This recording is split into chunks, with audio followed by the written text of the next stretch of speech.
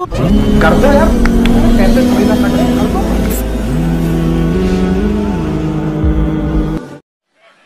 الحمد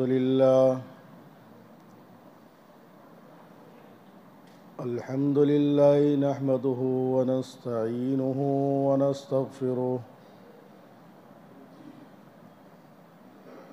ونعوذ بالله من شرور أنفسنا ومن سيئات أعمالنا ونعوذ بالله من شرور أنفسنا ومن سيئات أعمالنا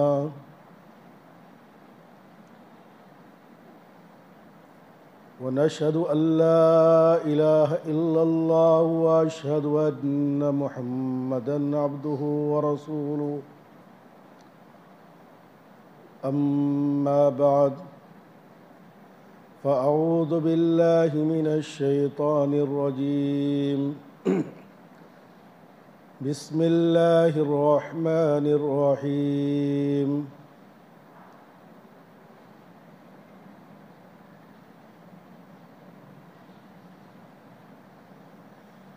إن هذا القرآن يهدي للتي هي أقوم وقال رسول الله صلى الله عليه وسلم إنها ستكون فتن قيل وما المخرج منه يا رسول الله قال كتاب الله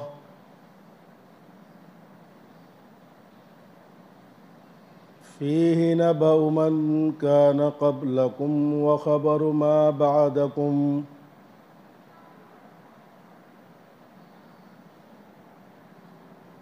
وحكم ما بينكم وهو حبل الله المتين صدق الله العظيم ورسوله النبي الكريم.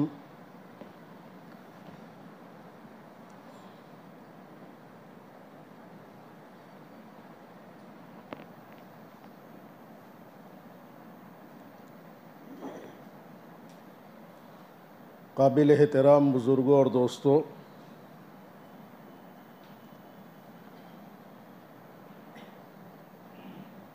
دنیا جیسے جیسے اپنے اختتام اور انجام اور اپنے خاتمے کی طرف بڑھ رہی ہے،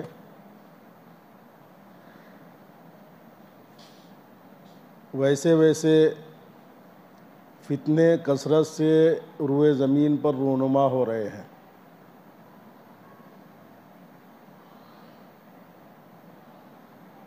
اور اللہ کے نبی علیہ الصلاۃ والسلام نے دنیا کے خاتمے سے پہلے، قیامت سے پہلے مختلف قسموں کے فتنوں کے وجود میں آنے کی خبریں دی ہیں. بڑی لمبی تفصیلات ملتی ہیں. کچھ فتنے تو ایسے ہوں گے جو بالکل قیامت سے لگے ہوئے ہوں گے، اور وہ فتنے بالکل انسان کی عقل کے خلاف ظاہر ہوں گے، خرق عادت جس کو کہتے ہیں. لیکن اس سے پہلے جو فتنے ہوں گے، ان فتنوں کی تفصیلات اللہ کے نبی کی حدیثوں میں ملتی ہے. فتنوں کا کیا مطلب ہے؟ فتنہ عربی کا لفظ ہے. فتنہ عربی کا لفظ ہے. سونے کی کان سے جب سونا نکالا جاتا ہے تو خالص و پیور نہیں ہوتا ہے، وہ سب اس کے اندر مٹی گھلی ملی ہوتی ہے. دوسرے اجزاء اس کے اندر جو ہے رلے ملے ہوتے ہیں. اب اس کو دوسرے اجزاء کو اس سے علیحدہ کرنے کے لیے اس سونے کے ڈلے کو آگ میں تپایا جاتا ہے. تو آگ میں تپانے کے بعد میں وہ سونا پگھلتا ہے اور اس کے اندر کا کھوٹ، اس کے اندر کے غیر متعلق اجزاء، اس کی مٹی، یہ سب الگ ہو جاتی ہے اور خالص سونا الگ ہو جاتا ہے. ابھی خالص سونے کو اس میں سے نکال دیا جاتا ہے. تو سونے کو آگ میں جو تپایا جاتا ہے، اس عمل کو فتنہ کہتے ہیں. فتنہ کہتے ہیں. تو اللہ کے نبی نے آخری زمانے میں جن فتنوں کی خبر دی ہے، ان فتنوں میں اصل میں ایمان والوں کی آزمائش مقصود ہے اور چھٹائی مقصود ہے. اور یہ فتنے جو جتنے بھی اللہ کے نبی علیہ الصلوۃ والسلام نے بتائے، یہ فتنے ایمان اور عقیدوں پہ آتے ہیں. ایمان اور عقیدوں پہ جو بنیادی عقائد ہیں. ایک ہوتا ہے انسان کے عمل کا بگاڑ، نماز نہیں پڑھ رہا ہے، یہ عمل کا بگاڑ ہے. روزہ نہیں رکھ رہا ہے، یہ عمل کا بگاڑ ہے. چوری کر رہا ہے، یہ عمل کا بگاڑ ہے. شراب پی رہا ہے، یہ عمل کا بگاڑ ہے. سود کا لین دین کر رہا ہے، یہ عمل کا بگاڑ ہے. رشوت کا لین دین کر رہا ہے، یہ عمل کا بگاڑ ہے. جھوٹ بول رہا ہے، یہ عمل کا بگاڑ ہے. غیبت کر رہا ہے، یہ عمل کا بگاڑ ہے. یہ عمل کا بگاڑ بھی یہ ناپسند چیز ہے، لیکن اس سے زیادہ خطرناک بگاڑ عقیدے کا بگاڑ ہے، ایمان کا بگاڑ ہے، یقین کا بگاڑ ہے. جی. تو فتنے جو آئیں گے وہ فتنے ایمان والے کے ایمان کے اور عقیدے کے اوپر آویں گے، وہ اس کو بگاڑیں گے. جی. تو اللہ کے نبی نے اس کی خبر کیوں دی؟ خبر اس لیے دی تاکہ ایمان والے ان فتنوں سے اپنے آپ کو پہلے سے بچانے کی تیاری کرے. یہ کوئی قصے کہانی کے طور پر فتنے نہیں بتائے، بلکہ تیاری کے لیے. پھر اللہ کے نبی علیہ الصلوۃ والسلام نے وہ راستے بھی بتلا دیے جو راستے فتنوں سے بچانے والے ہیں. اللہ کے نبی کریم تھے، وہ نہیں چاہتے کہ میری امت کے افراد ان فتنوں میں مبتلا ہو کر اپنے ایمان سے ہاتھ دھو لیں اور اپنی آخرت کی ہمیشہ کی زندگی کو برباد کر لیں. جی. اور ایک صحابی کا اثر ہے، وہ کہتے ہیں کہ فتنے جب آتے ہیں تو حق اور باطل مشتبہ ہو جاتا ہے، کنفیوژن ہو جاتا ہے. حق والے حق اور باطل کو پہچاننے سے عاجز ہو جاتے ہیں، تمیز ختم ہو جاتی ہے. اور جب فتنے چھڑے آتے ہیں تب سمجھ میں آتا ہے کہ ہاں، ہم جس کو حق سمجھ رہے تھے وہ باطل تھا، اور جس کو باطل سمجھ رہے تھے وہ حق تھا. جس کو غلط سمجھ رہے تھے، جیسا کہ رات کے اندھیرے میں انسان جنگل میں لکڑیاں جمع کرے تو اندھیرے میں روشنی نہ ہونے کی وجہ سے اس کے ہاتھ میں کبھی لکڑی بھی آ جائے گی، کبھی سانپ بھی آ جائے گا. تو اندھیرے میں جس طریقے سے انسان نفع نقصان کا اندازہ نہیں کر سکتا، اسی طریقے فتنوں کے زمانے میں ہوتا ہے.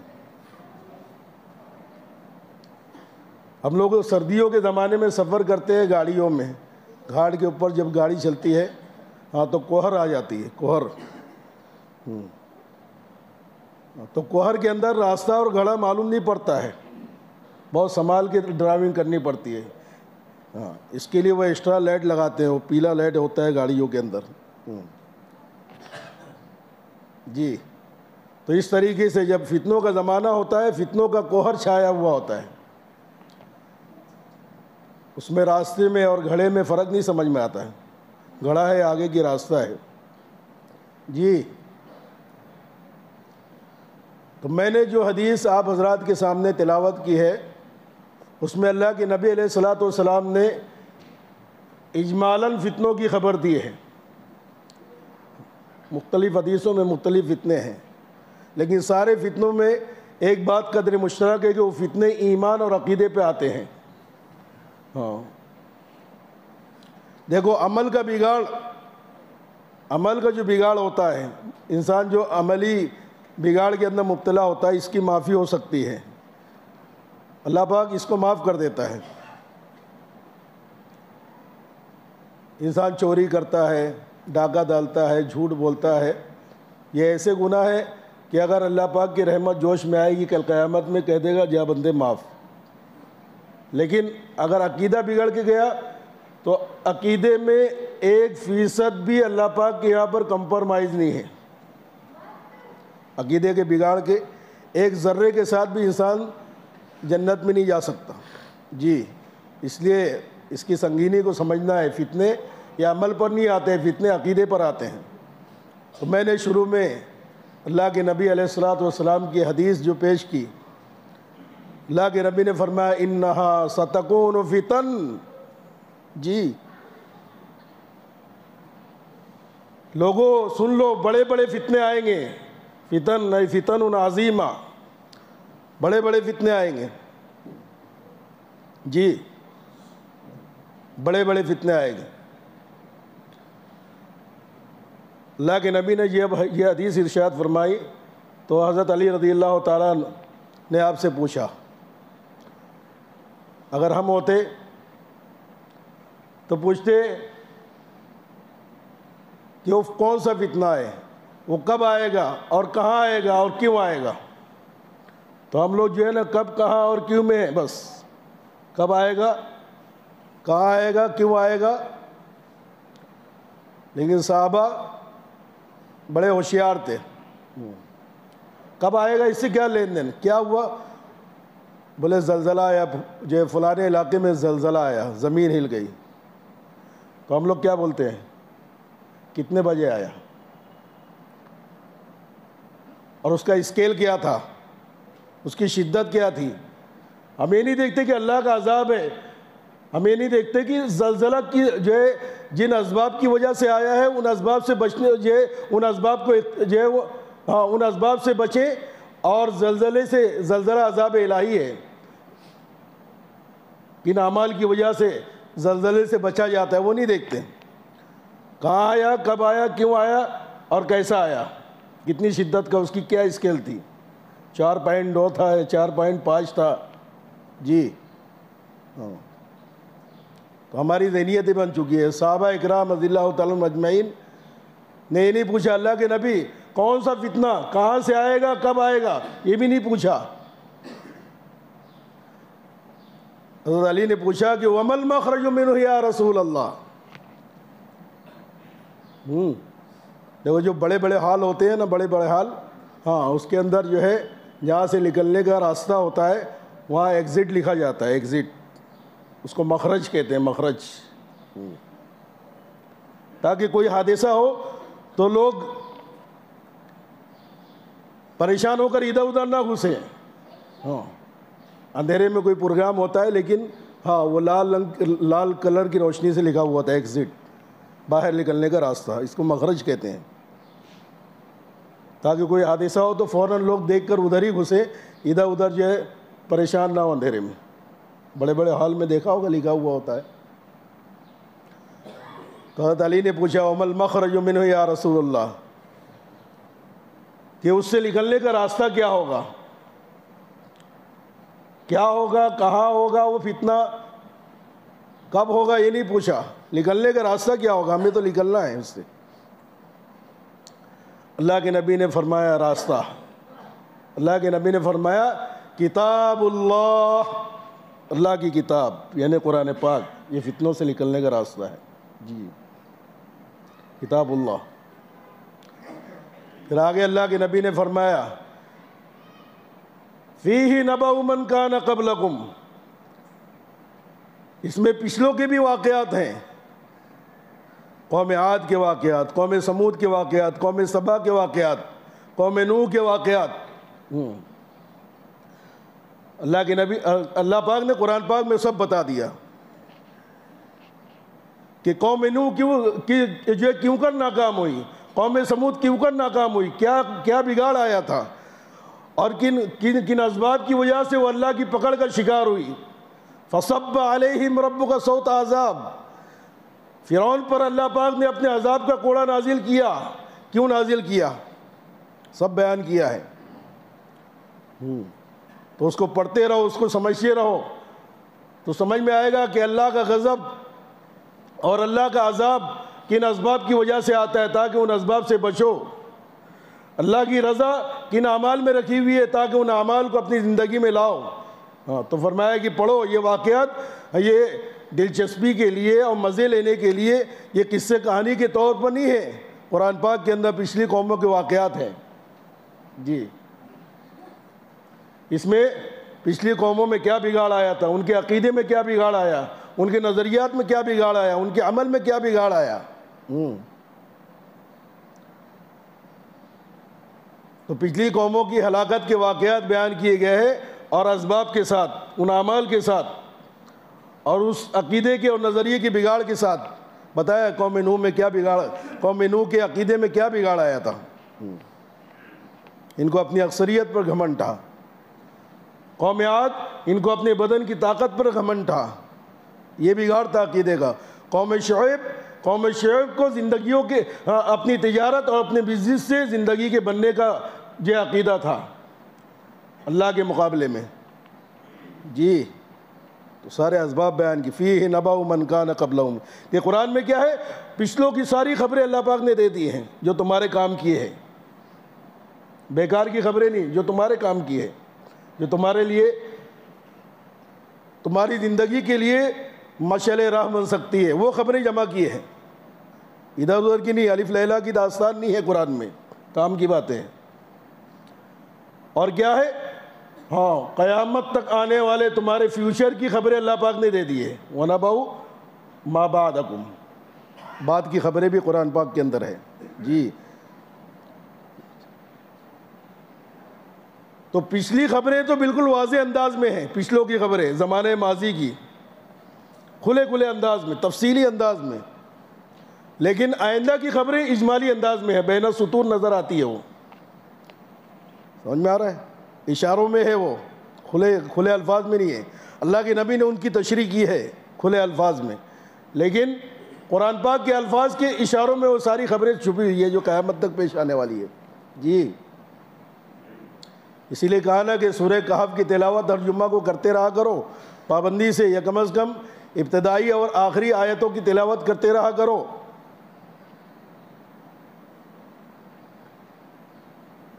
اس سے سب سے بڑا جو فتنہ آنے والا ہے، دجال کا فتنہ، اللہ پاک اس سے تم کو اور تمہاری اولاد کو بچاوے گا۔ تو اس میں کوئی دجال کے فتنے کا تذکرہ نہیں ہے وضاحت کے ساتھ، صراحت کے ساتھ، لیکن ہاں الفاظ میں ایسے اشارے ملتے ہیں جس سے پتہ چلتا ہے کہ ایک بڑا عظیم الشان اور خطرناک فتنہ آنے والا ہے، اور اس قرآن پاک میں اس فتنے سے ڈرایا گیا ہے۔ اور یہی قرآن پاک ہے جس کی تعلیمات آئندہ کے فتنوں سے بچا سکتی ہے۔ الحمدللہ الذی، سورہ کہف کی ابتدائی آیتیں ہیں، الحمدللہ الذی انزل علی عبدہ الکتاب ولم یجعل لہ عوجا، کہ قرآن کی بڑائی سے ابتدا ہوئی ہے، اس اللہ کی تعریف قرآن کے ساتھ بیان کی گئی ہے کہ تمام تعریفیں اس اللہ کے لیے ہے جس نے اس قرآن کو نازل کیا، اور اس میں کوئی ٹیڑھا پن نہیں ہے، کوئی کجی نہیں ہے، اس کے مضامین میں آپس میں کوئی ٹکراؤ نہیں ہے، بڑے معقول اور معتدل مضامین ہیں، عقل میں آنے والے، اعتدال والے۔ قیما لینذر باسا شدیدا، یہ اشارہ دیا تاکہ یہ بڑے فتنے سے ڈرائے۔ لینذر باسا شدیدا، تو فتنے کا تذکرہ نہیں ہے، لیکن بعض کہتے ہیں شدت اور قوت کو، اور جو ہے لڑائی اور جنگ میں جو سختی ہوتی ہے، کہ فتنوں کے زمانے میں اس انداز کی کیفیت ہوتی ہے، جو جنگ کے زمانے میں جو ایمرجنسی حالات ہوتے ہیں نا، تو فتنوں کے زمانے میں ایمرجنسی حالات ہوتے ہیں، تو اشارہ کیا لینذر باسا شدیدا، ایک بڑے سخت باس سے ڈرائے۔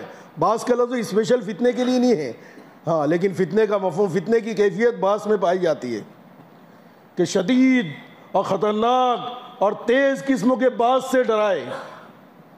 جی، تو قرآن میں ان فتنوں سے ڈرایا گیا ہے، اور سب سے بڑا فتنہ جو ہے جس کے بعد کوئی فتنہ نہیں ہے، وہ آخری فتنہ ہے، وہ دجال کا فتنہ ہے، اور اس سے پہلے اس سے چھوٹے چھوٹے فتنے آتے ہیں، آئیں گے، جو کائے کے لیے ہے، جو دجال کے فتنے کو ہموار کرنے کے لیے، اس کے فتنے سے آنے سے پہلے زمین بنانے کے لیے، زمین ہموار کرنے کے لیے وہ فتنے آوے گے.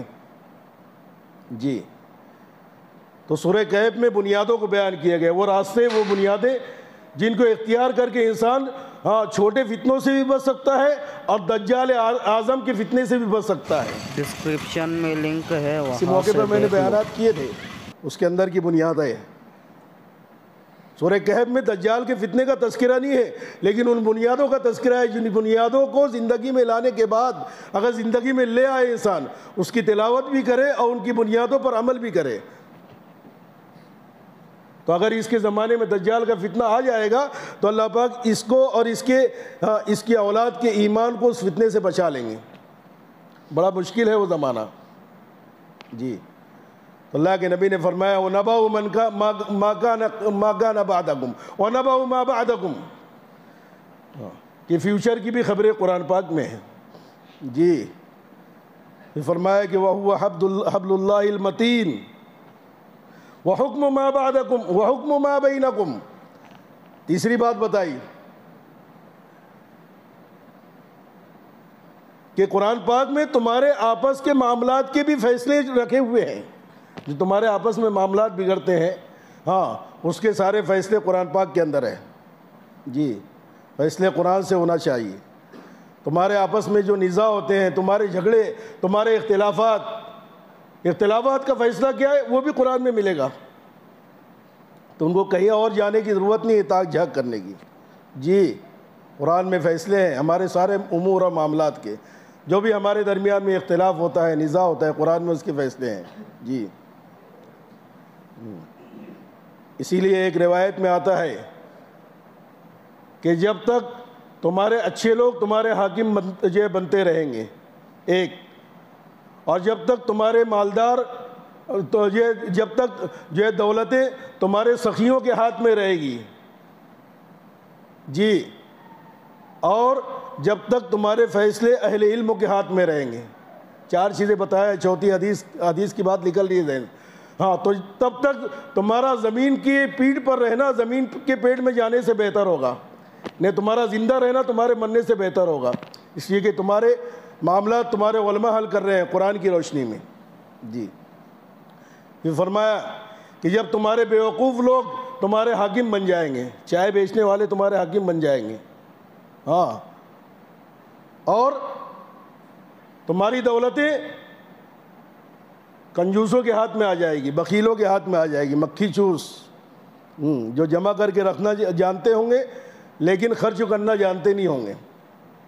اور تمہارے فیصلے تمہارے جاہلوں کے ہاتھ میں آ جائیں گے، تمہارے فیصلے تمہارے جاہلوں کے ہاتھ میں آ جائیں گے. چوتھی چیز ذہن میں نہیں حدیث کی، حدیث کے الفاظ ہیں. تو تمہارا زمین کے پیٹ میں جانا زمین کی پیٹھ پر رہنے سے بہتر ہوگا، یعنی تمہارا مر جانا تمہارے زندہ رہنے سے بہتر ہوگا.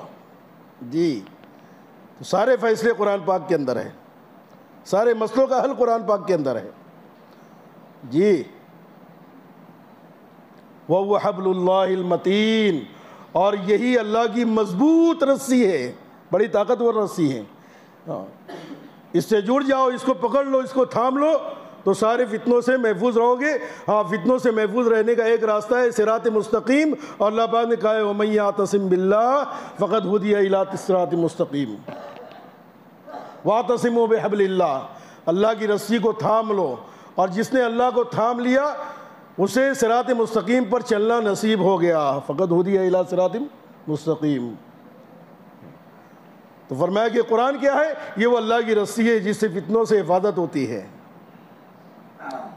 وہ حبل اللہ المتین. تین جملے اور بڑھا لو دوسری حدیث کے.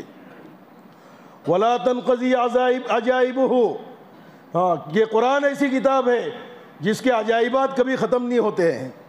جی نئے نئے شگوفے اس سے ملتے رہتے ہیں، نئی نئی روشنیاں ملتی رہتی ہے. زمانہ چاہے جتنی ترقی کر جائے، کلچر چاہے کتنا بھی ترقی یافتہ ہو جائے، تہذیب و تمدن کے دنیا کتنی ہی اونچے معیار پر پہنچ جائے، لیکن اس کے اندر سے نئی نئی روشنیاں ہر زمانے کے لیے اور ہر سطح کی تہذیب کے لیے اس کے اندر سے تم کو روشنیاں ملتی رہے گی. لا تنقضی عجائب، اس کے عجائبات کبھی ختم نہیں ہوں گے، چاہے زمانہ چاند پر پہنچ جائے. اس کی بھی رہنمائی تمہارے لیے ہوگی. جی وَلَا يَشْبَعُ مِنْهُ الْعُلَمَاء. اور جب علماء قرآن میں غور کرتے ہیں تو ان کا پیٹ نہیں بھرتا ہے. یہ علماء کا دسترخوان ہے. علماء کبھی اس سے سیراب نہیں ہوتے ہیں, کبھی شکم سیر نہیں ہوتے ہیں. ہاں یہ اللہ کا دسترخوان ہے جو اہل علم کے لیے بچھایا گیا ہے کہ اس میں تدبر کرتے ہیں. ہاں اور اس سے کبھی ان کا پیٹ نہیں بھرتا علماء کا. ہاں جن کو قرآن سے مناسبت ہے, قرآن کا فہم جس کو حاصل ہے, ان سے پوچھو کہ قرآن میں غور فکر کرو تو کتنی لذت آتی ہے, کتنا مزہ آتا ہے. ہم کسی کے یہاں پر مہمان بن کر جاتے ہیں, ہاں تو اچھے سے اچھا, بڑا آدمی ہے تو اچھے سے اچھا ہمارے لیے انتظام کرے گا, لذیذ سے لذیذ کھانوں کا انتظام کرے گا. جی لیکن تھوڑا سی کھانے کے بعد بولتے ہیں بھائی بس مہمان کہتے ہیں لو بھائی اور لو, لیکن کہتے ہیں بھائی بس, ہاں بالکل بے تکلف ہو کہ میں نے پیٹ بھر کے کھا لیا. لیکن قرآن ایک ایسا دسترخوان ہے کہ علماء کبھی اس سے شکم سیر نہیں ہوتے. وَلَا يَشْبَعُ مِنْهُ الْعُلَمَاء. جی وَلَا يَخْلُقُ, تیسرا جملہ ہے وَلَا يَخْلُقُ عَنْ كَثْرَةِ الرَّدِّ. ہاں کہ چاہے جتنی تلاوت کرو, چاہے جتنا پڑھو, ہاں یہ قرآن پرانا نہیں ہوتا ہے, بوسیدہ نہیں ہوتا ہے. کیا مطلب؟ ہاں یعنی پڑھنے والوں کا, تلاوت کرنے والوں کا جی نہیں بھرتا ہے. دنیا کی کوئی کتاب لے لو, کوئی قصے کہانی اور ناول کی کتاب لے لو, ایک کتنی دلچسپ ہو, ایک بار پڑھو, 2 بار پڑھو, ہاں 3 بار پڑھو, لیکن پڑھتے پڑھتے ایک وقت تو ایسا آئے گا کہ انسان بور ہو جائے گا, اکتا جائے گا. لیکن قرآن کے بارے میں کہا چاہے جتنا پڑھ لو, 1 بار 2 بار 10 بار 100 بار 1000 بار, لیکن قرآن سے جی نہیں بھرے گا. کبھی قرآن تم کو پرانا نہیں لگے گا. جی لیکن مسئلہ یہ ہے کہ ہمارے دل جو ہے ملوث ہو چکے ہیں. اس کی وجہ سے قرآن پاک سے دلچسپی نہیں رکھتا, اور باطل نے اس کا پورا انتظام تو کر لیا ہے, ہر ایک کے ہاتھ میں پہنچا دیا ہے. دیکھو جب کسی چیز سے انسان کو چھڑانا رہتا ہے, کوئی چیز انسان کے ہاتھوں سے چھیننا رہتی ہے, تو کیا کرتے, اس کا ایک طریقہ یہ کہ اس کو کہو کہ بھائی اس کو چھوڑ دے ہاتھ سے, لیکن وہ چھوڑے گا نہیں. اس لیے باطل نے یہ دعوت نہیں چلائی ہے کہ قرآن کا پڑھنا چھوڑ دو, باطل کی دعوت نہیں, بلکہ ایک باطل نے کیا کیا, ہاں قرآن کی ایک ڈمی نکالی اور ڈمی مسلمانوں کے ہاتھ میں دے دی. ڈمی سمجھتا ہے نا, ڈمی. جب کوئی آدمی کوئی چیز چھوڑنے کو تیار نہ ہو تو اس کی ایک ڈمی, اس کی ایک نقل تیار کیا, اس کا ایک متبادل تیار کیا جاتا ہے, وہ متبادل دے دیا جاتا ہے. ہاں جب وہ ہاتھ میں پکڑ لے گا تو پھر وہ چیز خود ہی چھوڑ دے گا. جیسا کہ ایک مسلم ایم ایل اے تھا, کئی سالوں سے یہ برابر چن کر آ رہا تھا, اپوزیشن پارٹی پریشان تھی کہ یہ مسلمانوں کی اکثریت سے چن کر آتا ہے, اس کو کس طرح جو ہے گرایا جائے. تو پھر اس نے جو ہے اس کا ایک ہم نام کوئی آدمی تلاش کیا اور اس کو فارم بھرا دیا, ایم ایل اے کا, آمدار کا فارم بھرا دیا. اب لوگوں کے پاس جا رہے, یہ ہے ڈمی, لوگوں کے پاس جا رہے کہ دیکھو جو ہے یہ وہی ہے, یہ فلاں حاجی صاحب ہے, فلاں حاجی صاحب ہے, فلاں حاجی صاحب ہے, چونکہ نام وہی تھا. ہاں تو اس انداز سے اس کو جو ہے گرانے کی کوشش کی گئی. ہاں تو آج یہ موبائل کی شکل میں باطل نے ہمارے ہر ایک کے ہاتھ میں ڈمی پہنچا دیا ہے. قرآن کی جگہ موبائل, قرآن کی جگہ موبائل, تسبیح کی جگہ موبائل. وَمِنَ النَّاسِ مَن يَشْتَرِي لَهْوَ الْحَدِيثِ. ہاں یہ لہو الحدیث ہے قرآن کی اصطلاح میں, لِيُضِلَّ عَن سَبِيلِ اللَّهِ, تاکہ اللہ کے راستے سے لوگوں کو ہٹائے. کہ باطل نے کیا کر دیا, لہو الحدیث دے دیا ہے, لہو الحدیث. اور جب انسان لہو میں مبتلا ہوتا ہے, لہو کہتے ہیں غافل کرنے والی چیز کو, تو اس کے دل پر غفلت آ جاتی ہے, اور یہی غفلت ہے جس کی وجہ سے قرآن پاک پڑھنے میں, قرآن پاک کی تلاوت میں طبیعت نہیں چلتی. ہاں کیونکہ لہو طاری ہو گیا دل پہ, لہو کہتے ہیں غفلت کو. جی تو اس سے اپنا تعلق کم کرو تاکہ قرآن پاک کی لذت کو محسوس کر سکو. تو فرمایا وَلَا يَخْلُقُ عَنْ كَثْرَةِ الرَّدِّ. جی تو دوستو اس وقت میں جو ہماری فکریں, جو ہماری محنتیں ہیں کہ ہر ایمان والے کا تعلق کس طریقے سے قرآن پاک سے وابستہ ہو جائے, ہر ایمان والا قرآن پاک کی تلاوت کرنے والا بن جائے.